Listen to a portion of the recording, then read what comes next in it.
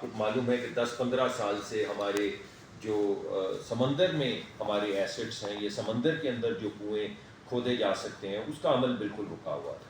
تو آپ وزیر اعظم کی ہدایت پر 16 سے 24 کے قریب کنویں جو ہیں ان کو بڈنگ کے لیے ڈال دیا گیا ہے، اور آنے والے کچھ ہی وقت میں ان کی بڈز آنی شروع ہو جائیں گی. اور اس سلسلے میں ہم بین الاقوامی سطح پہ امریکہ میں بھی مختلف کمپنیوں کے پاس گئے، آذربائیجان میں بھی مختلف کمپنیوں کے پاس گئے. تو آپ کو میں یہ نوید دینا چاہتا ہوں کہ آنے والے وقت میں اس بڈنگ کے ذریعے بہت بہت بڑے انشاءاللہ جو تیل کے ذخائر اور گیس کے ذخائر ہمارے سمندروں میں موجود ہیں، اس میں ڈرلنگ کا کام آنے والے وقت میں شروع ہو جائے گا.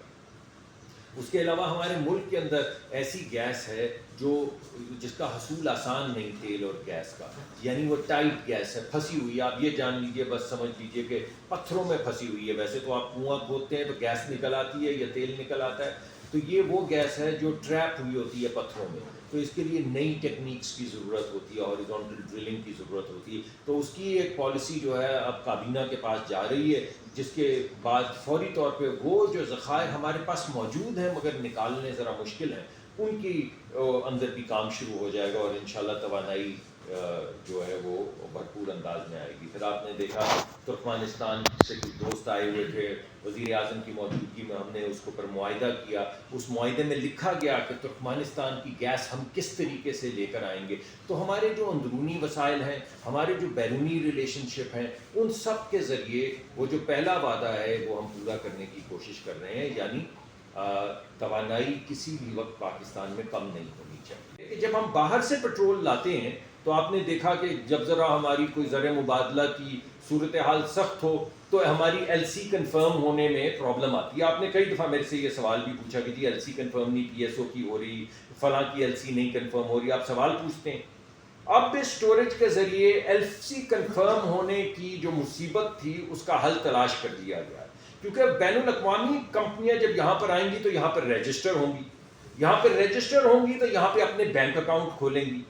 اب جب ایچ بی ایل کا بینک اکاؤنٹ ہوگا، اس کا جس نے تیل بیچنا ہے، اور یو پی ایل کا اکاؤنٹ ہوگا یا ایم سی بی کا اکاؤنٹ ہوگا یا بینک الفلاح کا اکاؤنٹ ہوگا اس کا جس نے تیل خریدنا ہے، تو کنفرمیشن والی بات تو ختم ہو گئی نا. بین الاقوامی جو ایل سی کی کنفرمیشن کے $8-10 جس کا بوجھ آپ کو اٹھانا پڑتا ہے، بیکاز وہ ایل سی کنفرمیشن کے پیسے جو ہیں وہ قیمت میں تیل کی آ جاتے ہیں.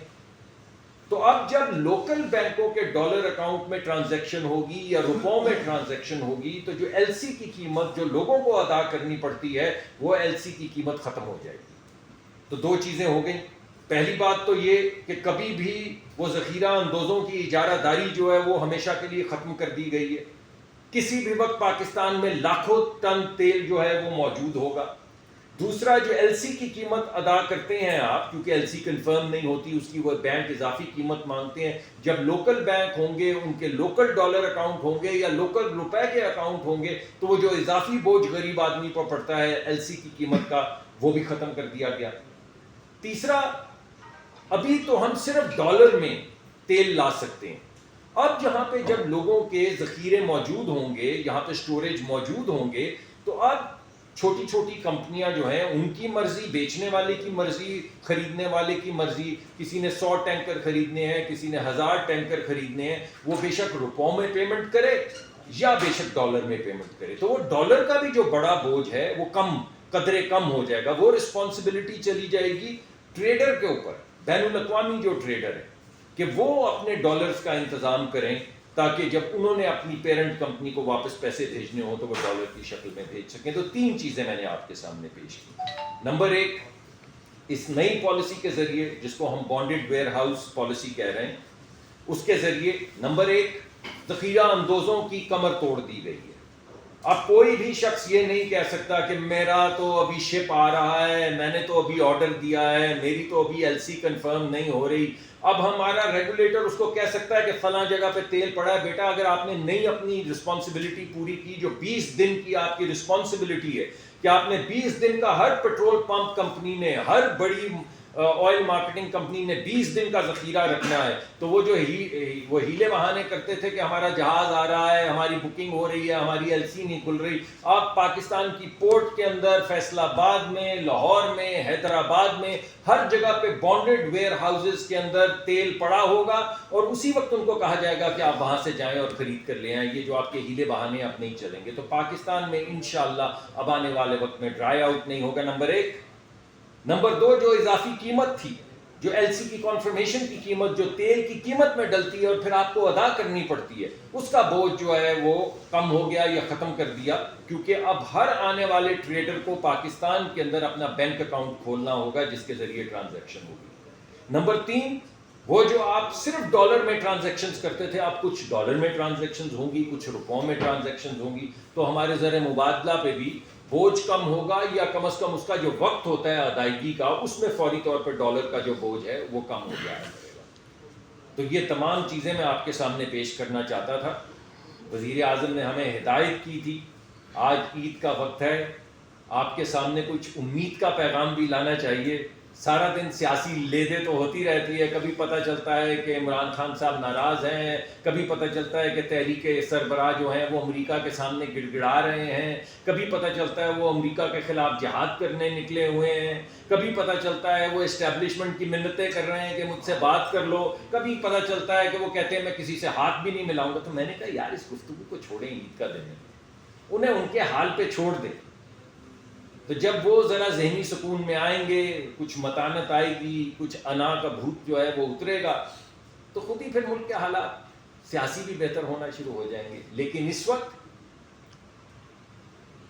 جو بھی PTI کر رہی ہے، اس کے ساتھ، اس کے باوجود یا اس کے خلاف، ہمیں سب پہ مقرر ہے کہ ہم لوگوں کو امید کا پیغام دیں. آج عید کا موقع ہے، میں وزیر اعظم کے بہاف پہ آپ کے سامنے یہ پیغام لانا چاہتا تھا. ایک اضافی بات بھی آپ کو بتانا چاہتا تھا کہ روس کا تیل کی دوسری شپمنٹ پاکستان پہنچ گئی. تو وہ آپ کو یاد ہے کہ پہلے انہوں نے کہا یہ معاہدہ ہمارا تھا، پھر انہوں نے کہا کہ یہ کیا معاہدہ ہے بھائی، یہ تو جب پتہ چلا کہ معاہدہ آپ کا نہیں تھا تو انہوں نے کہا انہوں نے جو معاہدہ کیا وہ تو معاہدہ ہی نہیں ہے، اس پہ تو تیل آ ہی نہیں سکتا. پھر تیل چل پڑا وہاں سے.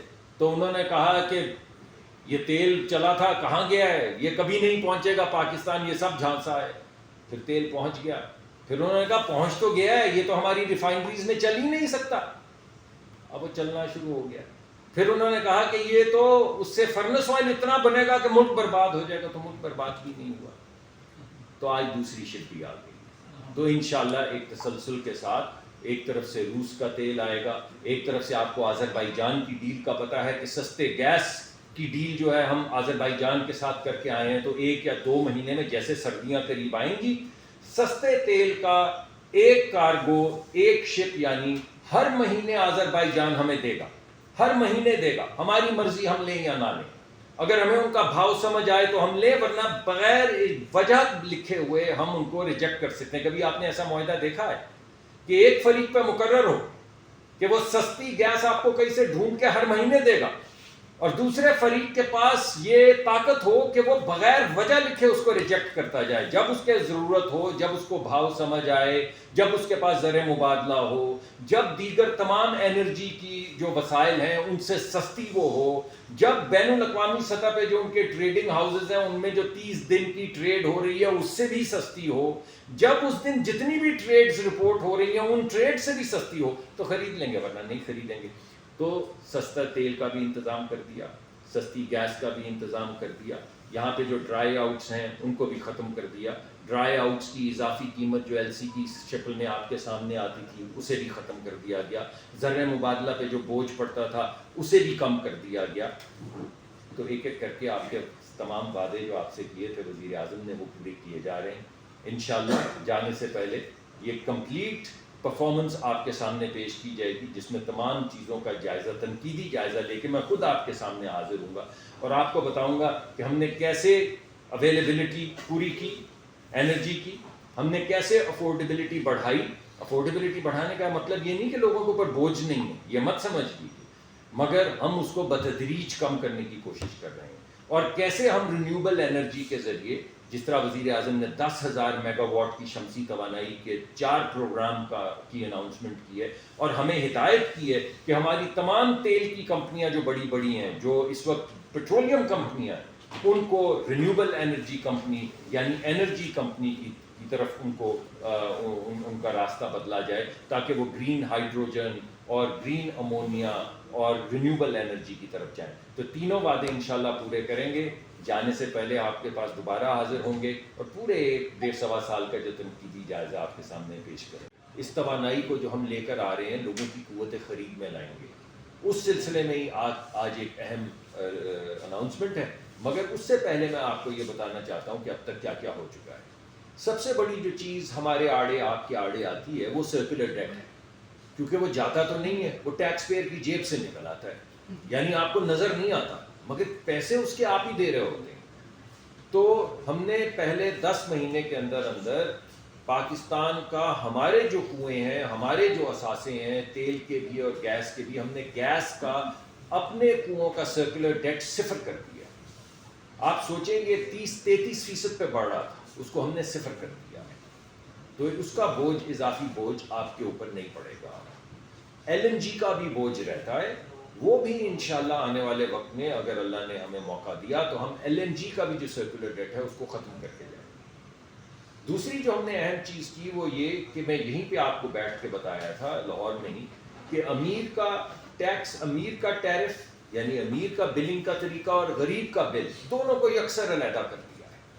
اب امیر آدمی جو ہے، جو تھوڑے سے صاحب حیثیت ہیں، وہ دگنی قیمت ادا کرتے ہیں، اتنی ہی گیس کی، بعض مرتبہ دگنی سے بھی زیادہ گیس کی قیمت ادا کرتے ہیں جو ایک غریب آدمی دیتا ہے اتنی گیس استعمال کرنے کے۔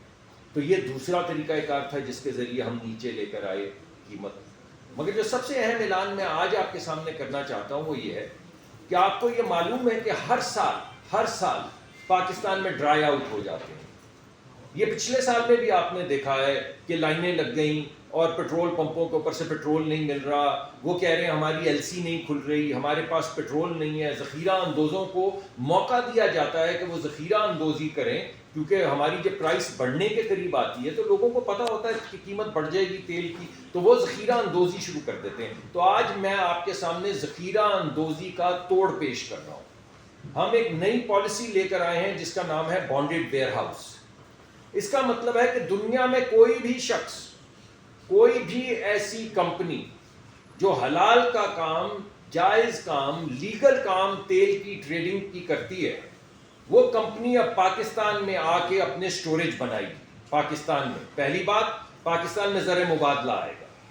دوسری بات، پاکستان کے اندر سٹوریج بڑھے گی۔ تیسری بات، کوئی بھی ایسا وقت نہیں ہوگا جب پاکستان میں ہزاروں ٹن یا لاکھوں ٹن کی صورت میں ہماری جو سٹوریج فیسلٹی ہے اس میں تیل نہ ہو۔ تو پہلے یہ جو